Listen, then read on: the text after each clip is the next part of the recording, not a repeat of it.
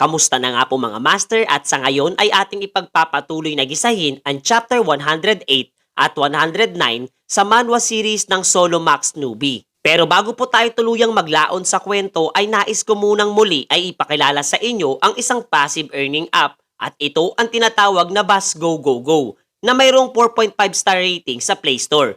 Simple lamang po ang mechanics ng laro. Una ay kinakailangan nyo munang mag-sign up gamit ang inyong sariling Gmail account. Then para makaipon ng coins at diamonds ay tanging lalaroin nyo lamang ito gamit ang simpleng pamamaraan upang patuloy ding mag-level up.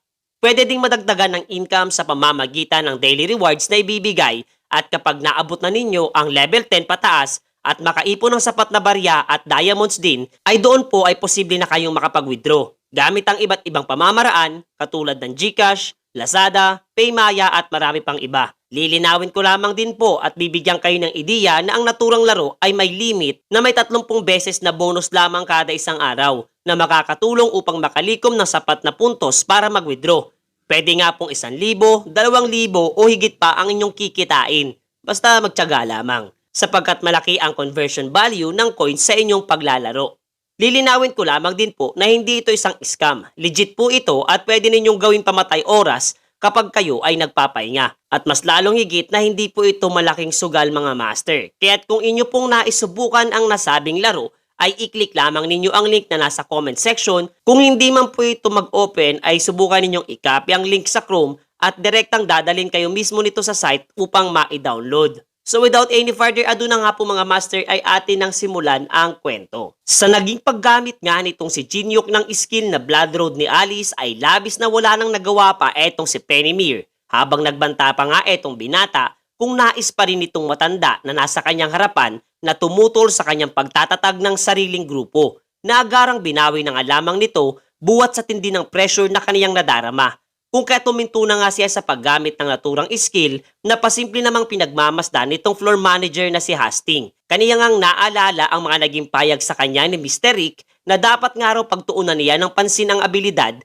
mayroon itong player na si Kang Jinyuk sapagkat nakatitiyak siyang magbibigay ito sa kanila ng kasiyahan sa daroy ng laro. At batay nga sa kanyang nasasaksiyan ay tuluyan na nga nitong sambit na tama si Mr. Rick sa kanyang mga naging paunang paalala. Muli nga niyang tinanong etong binata kung ano ang pangalan ng grupo na nais niyang itatag sa kasalukuyan. Kaya't napaisip rin itong si Jinyuk at napagpasyahan na tawagin itong Veterans Company. Kapwa naman umalis na rin etong si Pennymeer na tanging nasambit na nga lamang na muli din silang magkikita pa sa inarap kung saan ay kanilang mapag-uusapan ng mas maayos ang kanilang posibleng ugnayan na maisagawa. Mabilis na lumipas pa nga ang mga araw at ang pinsalang naidulot ng 3 delubyo sa Beijing, China ay kapamabilis ding naisaayos. Ngunit nananatili na ang mga mamamayan nito ay walang ideya sa kung ano at sino ang sanhi ng nasabing insidente. Nagtayo nga ang mga ito ng isang dambuhalang monumento para sa pag-aalaala ng mga sibilyang nadamay at namatay sa nagdaang insidente. Eto nga ang player na si Xiaoting ang isa sa mga nag-alay ng bulaklak para sa mga ito na agarang natanong ng mga mamamahayag kung nasaan etong guildmaster na si Nangong Shan at ano ang magiging kalagayan ng Zonghua Guild. Sinagot naman ito ng babaeng A-rank player at ipinahayag na ang kinikilalang pinakamalaking guild sa bansang China ay madidisband na o mawawala na matapos ang mga pinakamatataas na opisyal nito ay biglaang maglaho sa di malamang kadahilanan. Dagdag pa nga niya na sa nagdaang insidente ay hindi mga manlalaro ng kanilang bansa o ang kanila mismong gobyerno ang tumulong sa kanila. Bagkus etong araw ay ang mga manlalarong sina Kang Jinyuk at Chun Yusong at binigyang diin na kung hindi dahil sa kanila ay posibleng magiging mas malaki at mas maraming pangalan pa ang mailalagay sana sa naturang monumento mga master. Sa isang dako naman ay may isang individual na nakasuot ng hoodie ang napukaw ang atensyon buwat sa pagdadalamhati ng isa sa mga kaanak ng mga namatay. Eto pala ay si Jinyuk na pilit na ikinukubli ang galit at lungkot na nadarama sa lahat ng mga nangyari gamit ang skill na Cold Heart. Nag-alay nga rin siya ng isang bulaklak doon at pasimpleng umalis sa naturang lokasyon. Muli namang ipinakita din sa atin etong si Alice na ngayon nga ay naghihimutok buwat sa wala man lamang daw siyang nagawa dahil lubos siyang pinag-iingat nitong binata. Gayun din ay di nga rin daw niya lubos maisip na nanaisin nitong si Jinyuk na lumika ng sariling grupo habang abala nga ito sa paggastos ng barya upang ma-set up ng mas maayos ang mga kinakailangan ng kanilang grupong veterans company. Napansin nga rin daw niya na matapos ang nagdaang interview sa manlalarong si Shouting ay mas lalo lamang dumami ang mga manonood sa kanyang channel na nagbibigay ng mas malaking karagdagang kita para sa kanya. Nagsimula na nga rin siyang lumikha ng mga mensahe ng pag-aalok na umanib para sa mga taong una niyang nais maging miyembro ng kanyang grupo at sabay-sabay ang mga itong ipinadala para sa kanila. Una nga sa mga tumanggap ng pagsang-ayon sa naturang paanyaya ay ang kanyang dakilang stalker. Kasunod nito sina Lee Taemin at Yo Yunhwa, Melina at sina Miss Lee, at kahit nga talagang etong si Melina ay wala ring nagawa pa sa kabila ng pagiging isang miyembro ng Demonic Human. Lahat nga ng kanyang inanyayahan ay tinanggap ito at tanging isa lamang sa kanila ang tumanggi. At ito nga ay walang iba kundi si Teresa na isinaad na mayroon na siyang grupong kinabibilangan. Alam nga ni Jinyuk na literal na bilang isang paladin ay tiyak na aanib ito sa Empire. Maging etong si Andrea na tumatayong boss ng ikalimang palapag ay kanya ring pinadalhan ng imbitasyon na agaran ding masyang tinanggap ang alok. Masaya nga siya sa klase ng puwersa na kanyang nabuo na malaki ang magiging epekto sa mababang bahagi ng tore, kasabay ng paglalabas ng isang item na kanyang naging pabuya matapos na mapaslang ang Body of Thought na tinatawag ngang Copy Free Pass. Ito nga ay nagbibigay sa kanya ng abilidad na malayang makopyang skill mayroon ng iba niyang katunggali kahit di na niya matugunan ang hinihingi ng system. At ang kanyang pinili nga ay walang iba kundi ang skill ng Egyptian god na si Orisis na tinatawag na Sun Sacred Grounds na nagagawang gamitin ang liwanag ng araw. Kasunod nito ay nagsimula na rin siyang isaayos ang mga naipon niyang puntos at inilagak sa mga pagpapataas ng iba't iba niyang attributes o stats. Agaran nga ito nagmanifesto sa kanyang katawan at kanyang nakita ang pagbabago sa lahat ng aspeto niyang tinataglay. Masayang masaya etong binata buhat sa mas naging perpekto at balanseng araw ito kumpara sa nagawa niya sa nakaraan. Kasabay ng muli niyang pagpapamalas ng malademonyong ngiti na pinagtatawanan lamang nitong si Alice sapagkat di nga raw niya lubos maisip na makatatagpo siya ng taong nagtataglay ng napakasamang klase ng ngiti at nahihirapan nga daw siyang masanay dito. Pagkatapos ay bigla na nga lamang niyang naalala ang naganap sa bulwagan kung saan nga ay nagawa nitong binata na malayang gamitin ang kanyang skill. Naguguluhan nga siya kung paano ito naisagawa ng binata sapagkat iyon pa nga lamang di umano ang unang beses na may humiram ng kanyang skill at ang ganong klase ng mga bagay ay literal na hindi lantad ang impormasyon para sa mga tagalabas ng tore. Sinubukan nga rin niyang tanungin etong si Jinyuk upang mas malinawan, subalit bigla ang nangialam sa kanya ang system at nagkaroon ng tila glitch. Gayon din tuluyang nakalimutan ang bagay na sana'y kanyang itatanong. Nagtaka naman etong si Jinyuk sa kakaibang pagkilos ni Alice habang ipinagbigay alam sa kanya na plano na nga nitong binata na magsagawa ng paglalakbay sa loob ng ikawalong palapag ng Tore mga master. Muli namang inilahad din sa atin ng kwento na sa nagdaang pangyayari sa bulwagan ay ninais ngang ipaabot nitong binata ang isang mensahe sa taong nangangalang Yang Haoming na isang miyembro ng Murim Clan na siya palang ikalawang kahilingan nitong si Jinyuk. Wala naman itong problema para kay Hastings, subalit di nga nito maiwasang maintriga at natanong kung ano ang nilalaman ng naturang liham.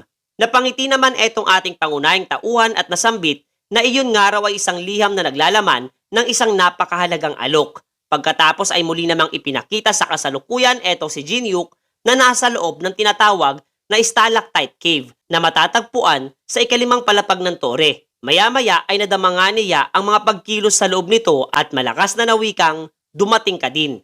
Ito nga ay walang iba kundi si Yang Haoming na tumatayong leader ng puwersang tinatawag na Black Wind Society na may kaugnayan sa Murim Clan. Habang wala na ngang paligoy-ligoy na nawikan nitong si Jinyuk na dapat na nga daw nilang simulan ang pakikipagpalitan habang hawak-hawak ang isang tila ba maliit na libro mga master. Dooy ipinakilala nga rin sa atin ng kwento na ang Murim ay isa sa mga pangunahing puwersa na matatagpuan sa gitnang bahagi ng tore. Sila nga raw ang mga individual na nagpakadalubhasa pagdating sa paggamit ng tinatawag na martial arts. Tinatawag nga raw ang individual na Heavenly Demon na siyang pinakamalakas sa kanilang lahat at sinasamba na grupong tinatawag ding Heavenly Demonic Cult. Isa nga raw sa mga miyembro ng kultong ito ay ang individual na nangangalang Yang Haoming na sa kabila ng lakas ng angking abilidad na tinataglay ay nabibilang naman sa mga pinakamababang pwesto at pagkilala sa naturang grupo. At dahil nga daw sa nagdaang insidente na kung saan ay tuluyang nawala ng coin sa laro ang Murim clan, kung kaya't ang kanyang pagnanais para sa tagumpay at kapangyarihan ay labis na nag-uumapaw. Siya nga ang individual na dumating sa lokasyong kinaroroonan nitong si Jinyuk na agarang nagtanong sa binata kung ano ang kanyang nais. Palihim namang ginamit ng ating pangunahing tauhan ng kanyang skill na Eye of Gluttony at napag-alaman na upang makopyang isa sa kanyang mga skill ay kinakailangan lamang niyang bigyan ng bagyang pag-asa etong si Yang Haoming para sa kanyang hangarin. Napangiti nga etong si Jinyuk at dagliyang inihagis ang isang libro para sa lalaki sapagkat alam niya ngang iyon ay isa sa pinakamalagang aklat para sa karunungan sa martial arts. Kaya't bakit nga raw ito ibinibigay sa kanya ng ganun-ganun na lamang? Sagot naman itong si Jinyuk na sa kaniya na lamang daw ito sapagkat nakuha na rin niya ang kanyang ninanais. Patuloy namang nagdududa sa kanya etong si Yang Haoming, subalit kampante nga siya buhat sa kasalukuyan ay kasama niyang puwersa ng Wind Society na nasa kanilang lokasyon. Napangiti nga siya at kasabay na iniisip na kung iyon nga ang tunay na libro na naglalaman ng lihim na karunungan sa paggamit ng espada ay tiyak na makapagbibigay ito sa kanya ng malaking tulong para sa tagumpay na kanyang hinahangad. Lubos nga siyang umaasa dito habang marang binubuksan ang pahina mayroon ang nasabing libro. Ngunit kasabay ng kanyang paghahangad ay ang pagsasaad naman ng system na matagumpay niyang naibigay ang kondisyon na kinakailangan upang makopya ang skill mayroon etong si Yang Haoming para kay Jinyuk. At noong kaniya nga itong buksan ang nasabing libro ay tanging mga pambatang guhit at impormasyon ang matatagpuan sa loob nito na talagang hindi niya lubos maunawaan. Naguguluhan nga siya kasabay ng paglalahad ni Jinyuk na iyon ay tunay na pagmamay-ari ng kanyang swordmaster noong ito ay bata pa at napakahirap nga daw itong nakawin mula sa kanya. Do'y binalot naman na nag-uumapaw na galit etong si Yang Haoming buhat sa paggamit nga raw niya ng mga natitira niyang salapi upang marating ang naturang lokasyon para lamang sa isang walang kwentang bagay. Ngunit ayon naman sa ating pangunahing tauhan ay lubang mali ang mga ikinikilos ng mga kagaya nila. Kaya't plano nga daw niyang ipakita sa mga ito ang isang partikular na bagay bilang isang tagasunod ng Dragon of Heavenly Authority ng Dark Emperor na talagang ikinabiglang marinig din nitong si Yang Haoming mga master. Ang tinutukoy nga nitong si Jinyuk ay ang tinatawag na Dark Emperor na siyang itinuturing na kanang kamay ng Heavenly Demon. Hindi nga niya lubos maunawaan kung papaano nasasambit ng isang tagalabas ang pangalan ng isa sa kanilang tinitingalang leader ng kulto. Hindi nga siya kumbinsido sa payag ng ating pangunahing tauhan at lubos na ninanais na siya mismo ang papastang sa binata bilang kabayaran sa pang-iinsulto sa pangalan ng kanilang pinaglilingkuran. Natawa naman etong binata sa kanyang narinig habang etong ang si Yang Haoming ay mabilis na pinuntirya ang kanyang likurang bahagi at inactivate ang kanyang skill na Dark Heaven Arts na direktang pinakawalan at tumama para kay Jinyuk. Ngunit nanlaki ang kanyang mga mata at labis sa di makapaniwala sapagkat madali lamang itong napigilan ang kanyang pag-atake sa kabila ng lakas niyang tinataglay, kasabay ng pagtitilapon niya sa malayong bahagi ng lapag. Naghanda nga rin etong binata sa pagsasagawa ng kanyang pag-atake, kasabay ng muling pagsasagawa ng kombinasyon ng kanyang skill na Grave of Swords at Dark Heaven Arts. Ayon pa nga sa binata na gamit ang kanyang mga skill na nakopya ay kaya niyang gumawa ng panibagong abilidad na di hamak na mas malakas kumpara sa kanyang mga ginamit na kakayahan, kasabay ng pagkakabuo ng skill na tinatawag ngang Dark Heavenly Demon Emperor Arts. Hindi nga makapaniwala etong si Yang Haoming sa kanilang nasasaksiyan sapagkat ito ay ang personal na teknik na ginagamit mismo ng Dark Emperor. Ginamit nga niya ito patungo sa direksyon nitong takot na si Yang Haoming kung saan ay literal na nagawang wasakin ang bahagi ng kabundukan na kanilang kinaroroonan. Ngunit ang nasabing pag-atake ay ginawa lamang pala nitong si Jinyuk upang takutin etong miyembro ng Murim clan kasabay ng muling pagtatanong kung naniniwala na siya sa kanyang mga naging unang pahayag na siya ay isang disipulo ng Dark Emperor. Wala namang masabi pa etong si Yang Haoming at naalala na minsang narinig na niyang lumabas nga raw ng tore etong kanilang Dark Emperor upang hikayatin ang ilang mahuhusay na individual at naiiyak na mukhang kumikilos ng araw ang kanilang pinuno. Literal ngang malakas itong yumuko sa lapag at ibinaba ang ulo sa lupa kasabay ng malakas na pagsasagawa ng pagbati sa di umano'y disipulo ng Dark Emperor habang agarang ginawa din ito ng kanyang mga tauhang naroroon sa harapan ng binata. Masayang-masaya nga etong si Yang Haoming sapagkat mayroon na nga daw siyang tsansa na makagawa na magandang pagpapasya sa tanang ng kanyang buhay at walang kaide-ideya na ang lahat ng mga katagang binibitawan talaga ng binata ay puro pawang kasinungalingan lamang. At matapos nga iyon, ay nasambit na nitong ating pangunahing tauhan na kumpleto na ang kanyang paghahanda para sa pagtahak sa ikawalong palapag ng tore mga master. Ipinaliwanag nga din ng system na ang ikawalong palapag ay ang pinakamalaki at pinakamalawak na maze. Gayon din sa laking araw nito ay literal na nagtataglay na ng sariling ecosystem. At ang pinakahangarin sa naturang palapag ay ang hanapin ng lokasyon ng tinatawag na power crystal na nakatago sa hindi malamang lokasyon sa loob ng maze. Pagkatapos ay kapwa ay pinakita din sa atin etong babaeng si Melina na naroroon buwat sa ipinadalasian ng asosasyon ng demonic human para magsagawa ng pag-iinspeksyon sa nasabing palapag. Ayon pa nga sa kanya ay puno ng pwesto ng palengke ang halos lahat ng bukana ng iba't ibang daluyan ng maze na maaring mapagkunan din ng malaking salapi ang mga sangkap na ipinagbibili sa mga ito.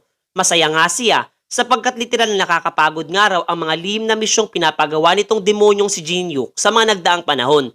Kaya't di na masama kung bagya siyang maglilibang habang nililibot ang loob ng nasabing palapag. Subalit literal na nagdilang anghel nga siya buwat sa kakaisip sa aniya ay demonyong binata at lubos na di inaasahang magtatagpo ang kanilang landas sa kasalukuyan. Pasimpleng sinubukan pa nga niyang agarang lumayo sa kanya, ngunit kapwa naman napukaw nito ang atensyon ni Jinyuk na mabilis siyang sinundan at inactivate ang kanyang brand of tribulation.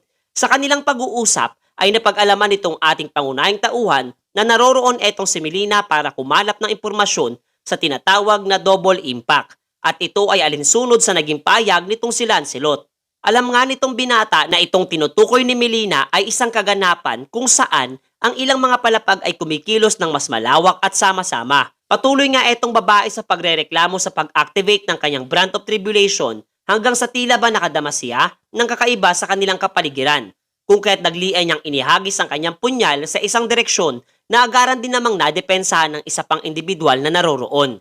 Kapwa naman mabilis na pinigilan nitong si Jinyuk ang nasabing misteryosong nilalang sapagkat kanila nga daw kaalyansa ang babaeng nasa kanilang harapan. Nakapwa nga rin na kwestiyon nitong si Melina ang naging aksyon nitong si Jinyuk buwat sa pagtatago nito ng kanyang mga kaalyansa sa mga sulok at anino. Kung kaya't upang mapakalma ng tuluyan etong dalaga ay napagpasya na nga lamang nitong binata na ipakilala sa kaniya etong individual na nangangalang Wu Liang na nagmula pa nga sa Black Wind Society mga master.